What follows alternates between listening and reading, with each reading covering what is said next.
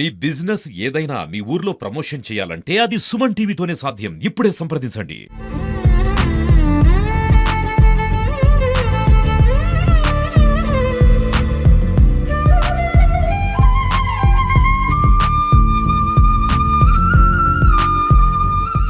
Hi hello welcome to Suman TV.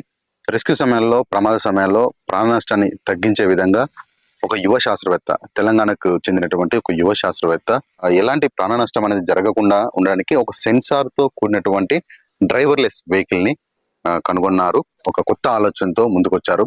ప్రస్తుతం మనమైతే తెలంగాణలోని వరంగల్ జిల్లాలోని నర్సంపేట జూడియం పరిధిలో గల బిట్స్ కాలేజీలో ఉన్నాము. ప్రస్తుతం మనతో పాటు ఉన్నారు your good name doctor Santosh Kumar. Doctor Santosh Kumar, ఎలా వచ్చింది ఈ ఆలోచన మీకు?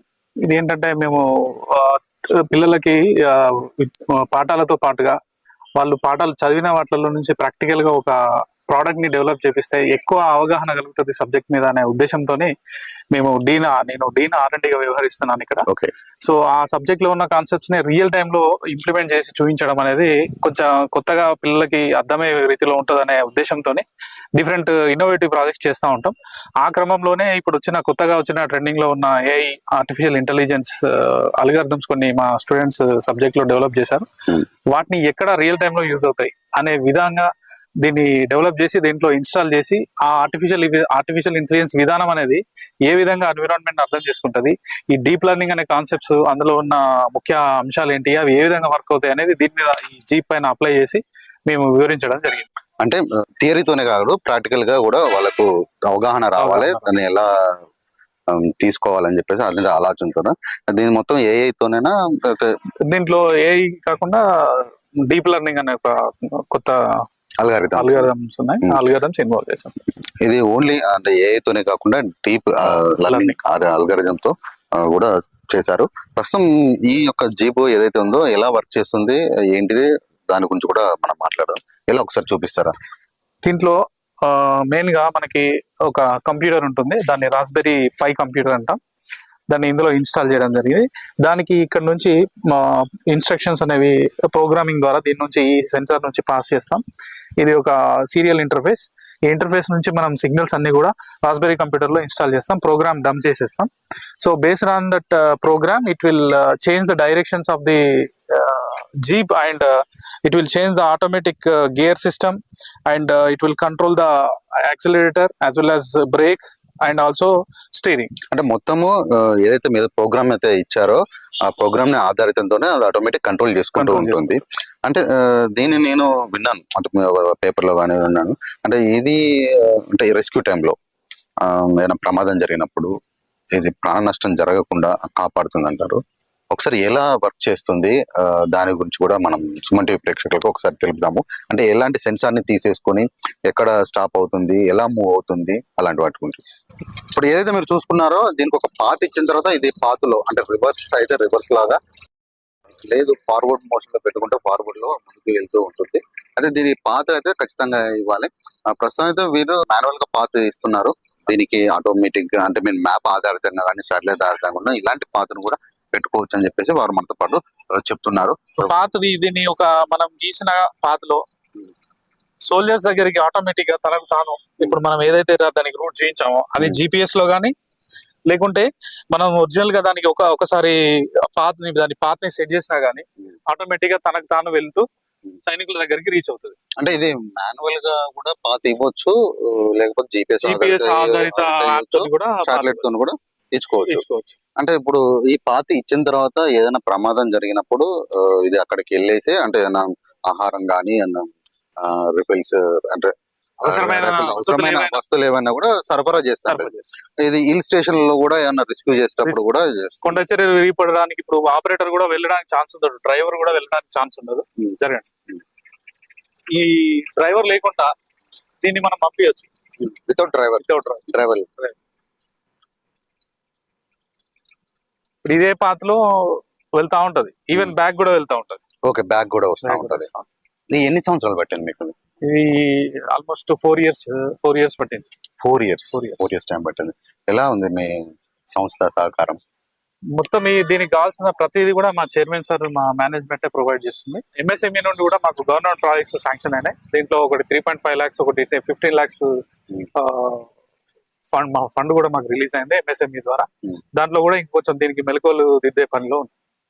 ఇప్పుడు ఇప్పుడు ఇది వెహికల్ అనేది ఒక పాత్లో వెళ్తుంటే దానికి ఏమైనా అడ్డుగా వచ్చినప్పుడు కూడా ఆగడం కానీ ఆటోమేటిక్ బ్రేక్ వేసుకోవడం కానీ లేకపోతే ఫ్యూయల్ అయిపోయినప్పుడు ఎలా దీని ఉంటుంది? ఇవన్నీ కూడా మనకు యాప్ నుంచి కంట్రోల్ చేస్తాం సార్. Hmm. యాక్చువల్ గా మేము ఏంటంటే ఈవెన్ ఒక సెమిస్టర్ లో అట్లీస్ట్ ఒక 1 అప్లికేషన్ ఇంప్లిమెంట్ చేయాలని, ఒక అల్గారిథం ఇంప్లిమెంట్ చేయాలని మా స్టూడెంట్స్ ని ఆ ఇయర్ లో 3rd ఇయర్ కానీ 4th ఇయర్ కానీ ఒక ఇయర్ వాళ్ళని తీసుకొని ఇంప్లిమెంట్ చేస్తుంటాం. మేము గతంలో ఏం చేసామంటే ఆటోమేటిక్ గా మన మూమెంట్స్ ని బేస్ చేసుకుని మన ముందుకు కానీ వెనుకకు కానీ మన మనుషుల్ని వస్తే ఆగేలాగా Hmm. ఇలాంటి అల్గారిథం ప్రిపేర్ చేసాం.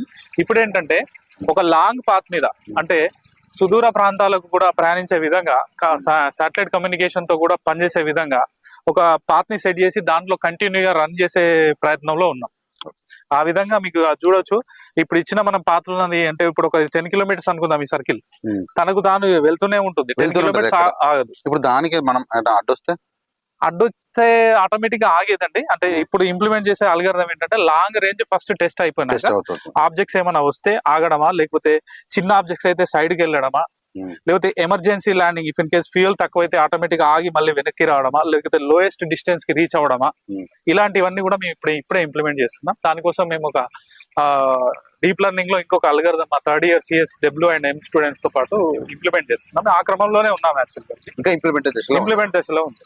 ఇప్పుడు మీరు విన్నారు కదా ఇక్కడ సంతోష్ చెప్పేటువంటిది ఏదైతే ఇప్పుడు తను తయారు చేసినటువంటి అంటే డీప్ లెర్నింగ్ అల్గారిథం ద్వారా ఇది తయారు చేయడం జరిగింది.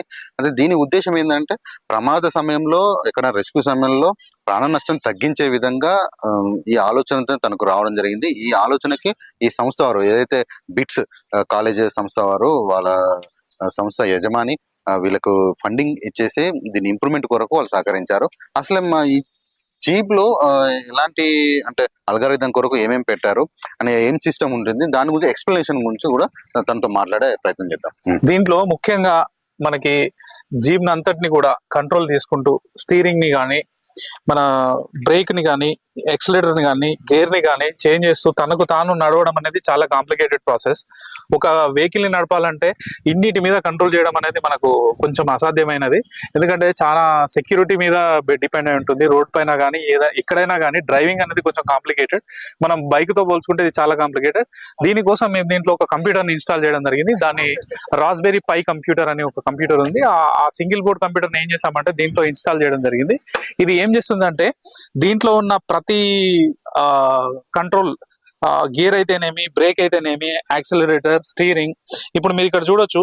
ఇక్కడ ఉన్న ఒక మోటార్ ఉంది కదండి. ఇక్కడ ఈ మోటార్ ఆటోమేటిక్ బ్రేక్ ని అప్లై చేస్తుంది. ఇది ఎవరైనా పర్సన్ ముందుకు ఏదైనా ఆబ్జెక్ట్ ముందుకు వచ్చి రాగానే ఆటోమేటిక్ గా మీరు ఇక్కడ చూడొచ్చు బ్రేక్ ఆటోమేటిక్ గా ఆపరేట్ అవ్వడం మీరు చూడొచ్చు. ఇది ఇంత ముందు అల్గారిథం అండి. దీన్ని ఆల్రెడీ ఇంత ముందే ప్రిపేర్ చేసాము. ఆటోమేటిక్ గా ఎవరైనా రాగానే ఆగిపోవడం, ఇవి బ్రేక్ ఆటోమేటిక్ అప్లై అవ్వడం, దీన్ని ఆల్రెడీ ఇంప్లిమెంట్ చేసాము. అయితే ఇప్పుడు కొత్తగా మేము చేసేది ఏంటంటే లాంగ్ డిస్టెన్స్ అంటే మన కంట్రోలింగ్ కి సాధ్యం కానంత దూరంలో కూడా శాటిలైట్ సిగ్నలింగ్ ద్వారా మనం దీన్ని కంట్రోల్ చేసే విధానంలో ఒక కొత్త ప్రోటోకాల్ ని డిజైన్ చేస్తున్నాం. ఈ ప్రోటోకాల్ ముఖ్య ఉద్దేశం ఏంటంటే ఇందులో ఉన్న రాస్బెరీ కంప్యూటర్ కి శాటిలైట్ కమ్యూనికేషన్ ద్వారా డైరెక్ట్ కనెక్టివిటీ ఇవ్వడం, అదేవిధంగా ఇందులో ఉన్న బ్రేక్, యాక్సిలరేటర్, గేర్ వీటన్నిటిని ఆటోమేటిక్ ఆపరేట్ చేస్తూ ఎన్విరాన్మెంట్ ని అర్థం చేసుకుంటూ, అంటే దీంట్లో 4 రకాల సెన్సార్ని ఇన్వాల్వ్ చేయడం జరిగింది. ఒకటి లైడర్ అంటాం. ఈ లైడర్ ఏం చేస్తుందంటే ఎన్విరాన్మెంట్ మొత్తం రీడ్ చేస్తుంది. అలాగే ముందే ఉన్న ఆబ్జెక్ట్స్ వచ్చాయా లేదా అనేది ఇందులో ఉన్న అల్ట్రాసోనిక్ సెన్సార్స్ ఆటోమేటిక్ గా డిటెక్ట్ చేసి ఈ కంప్యూటర్ కి అందించడం జరుగుతుంది. అంటే ఇప్పుడు దీంట్లో మీరు ఏదో అన్నారు కదా రాస్బెరీ కంప్యూటర్ ఏంటిది అసలు? రాస్బెరీ కంప్యూటర్ అంటే ఏంటిది? అసలు అది ఎలా వర్క్ చేస్తుంది ఏంటిది? రాస్బెరీ కంప్యూటర్ అనేది ఒక మనకు బేసిక్ గా CPU మనకి ఈ సైజ్ లో మనకి పెద్ద అంటే I mean large scale IC integrations తో ఉన్నది ఇప్పుడు మనం వాడే జనరల్ CPU. ఈ రాస్బెరీ కంప్యూటర్ ఏంటంటే ఒక చిన్న సింగిల్ బోర్డ్ కంప్యూటర్. మనకి హార్డ్ డిస్క్, ర్యామ్ ఇవన్నీ మనకి మన CPU లో మన డెస్క్టాప్ కంప్యూటర్ లో ఇండివిజువల్ గా ఉంటాయి. కానీ ఒకటే బోర్డు, ఒకటే IC, ఒకటే సింగిల్ బోర్డ్ లో ఒక చిన్న ఇంత బోర్డ్ లో RAM, hard disk I mean flash drive అన్ని కూడా ఒకటే సింగిల్ బోర్డ్ లో ఇంతే సైజ్ లో అంటే స్మాల్ చిప్ సైజ్ లో ఉంటుంది ఆ కంప్యూటర్. అదేంటంటే ఇప్పుడున్న అడ్వాన్స్ టెక్నాలజీస్ ఏవైతే డీప్ లెర్నింగ్, పైథాన్, ఈ ప్రోగ్రామింగ్స్ అన్ని కూడా దాంట్లో ఈజీగా రన్ అవుతాయి. బేసిక్గా మనకి అడ్వాన్స్ ప్రోగ్రామింగ్ లాంగ్వేజ్ అన్ని కూడా మన కంప్యూటర్, డెస్క్టాప్ కంప్యూటర్లో, ల్యాప్టాప్లోనే ఎగ్జిక్యూట్ అవుతాయి అనుకుంటాం.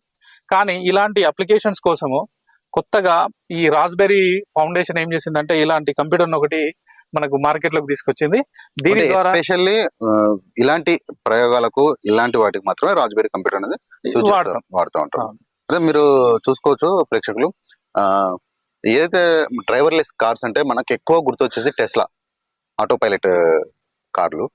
టెస్లా తర్వాత మన ఇండియాలో వచ్చేసి XUV 007. ఇప్పుడు ఒకసారి మనం కూడా దీన్ని ఎక్కుదాము. వితౌట్ అంటే డ్రైవర్ లేకుండా ఇది ఎలా మూవ్ అవుతుంది ఏంది చూద్దాము. మనం ఇప్పుడు ఏదైతే సంతోష్ కుమార్ ఏదైతే తయారు చేశాడో ఈ జీప్ లో ఉన్నాము. అంటే తను కొంచెం ఆలోచనతో డ్రైవర్లెస్ జీప్ ఇది. ప్రమాద సమయాలలో ఎవరైతే ఎక్కడైతే ప్రమాదం జరుగుతుందో, ఇక్కడ రిస్క్ ఉంటుందో అలాంటి ప్లేస్ లోకి పంపించే ప్రయత్నం ఉంటుంది. ఇక్కడ వాళ్ళకి కావాల్సిన నిత్యావసర వస్తువులను కూడా పంపించేందుకు ఇలాంటి వాహనాలని యూజ్ చేసుకోవచ్చు అని చెప్పేసి తను ఒక ప్రయోగాత్మకంగా తను తయారు చేశాడు. మనము ఇదే వెహికల్ లో ఉన్నాము. ఈ వెహికల్ ఆటోమేటిక్. ప్రస్తుతం మనము ప్రస్తుతం అయితే ఇక్కడ గేర్ వేస్తున్నాము. ఇది ఇంకా ఇంప్లిమెంటేషన్ దశలో ఉంది. ఇప్పుడు మనం చేసాము,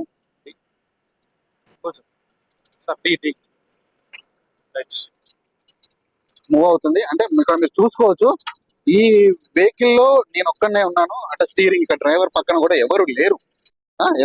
ఇది ఆటోమేటిక్ గా ఏదైతే పాత్ ఇచ్చారో ఆ పాత్ లో ఇది మూవ్ అవుతూ తనకు తానుగా ఇది స్టీరింగ్ కంట్రోల్ చేసుకుంటూ ఆ స్పీడ్ లో, ఒకే నిర్ణీతమైన స్పీడ్ లో ఇది ముందుకు వెళ్తూ ఉంది. ఇలాంటి వెహికల్స్ అనేది ఆర్మీలో ఉంటే ఇంకా మన దేశానికి కానీ, మన దేశ ప్రజల రక్షణ కొరకు కానీ, అక్కడ ఆర్మీలో ఎవరైతే వర్క్ చేస్తున్నారో అలాంటి వాటికి రెస్క్యూ టైంలలో వాళ్ళ అవసరాలకి వెళ్ళొచ్చు అని చెప్పేసి వాళ్ళు చెప్పుకుంటున్నారు. ఇది ఇప్పుడు రివర్స్ వెళ్తున్నాము.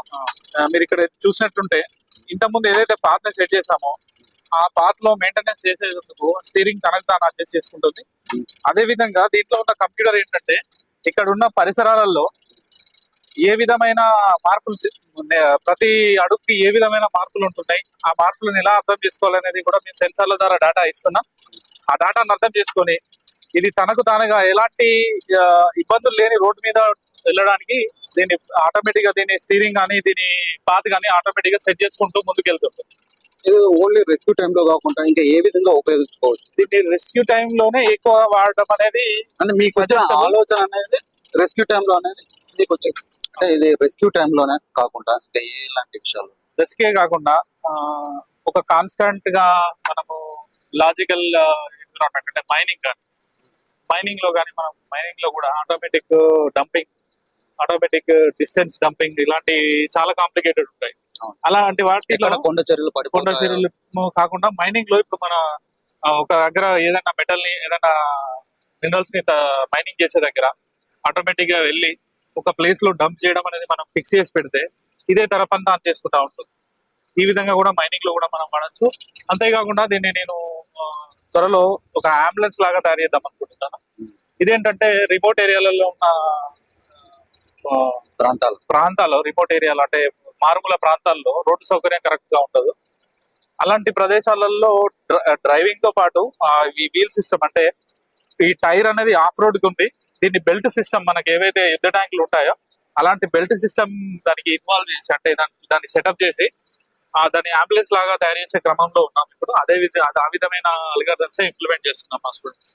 ఇప్పుడు మీరు చూసారు కదా సంతోష్ గారు చెప్పేది, ఇది ఓన్లీ ఆర్మీలో కాకుండా, అంటే ఏదైనా ప్రమాదాలే కాకుండా ఎక్కడైతే రిమోట్ ఏరియాలలో కూడా, అంటే అత్యవసర పరిస్థితుల్లో, అంటే చాలా ప్రమాదంగా ఉన్న ఏరియాలు, హిల్ స్టేషన్ లో కానీ ఇలాంటి ప్లేస్లలో కూడా ఇది యూజ్ చేసుకునే విధంగా నేను ఇంకా దీన్ని మార్చుకుంటూ, పెంపొందించుకుంటూ, దీనికి కావాల్సిన అల్గారిథం నేను ఇచ్చేసుకుంటూ ఇంకా కొత్తగా ఫీచర్స్ యాడ్ చేస్తూ ముందుకెళ్తానని చెప్పేసి మన సుమన్ టీవీతో చెప్పుకుంటున్నారు.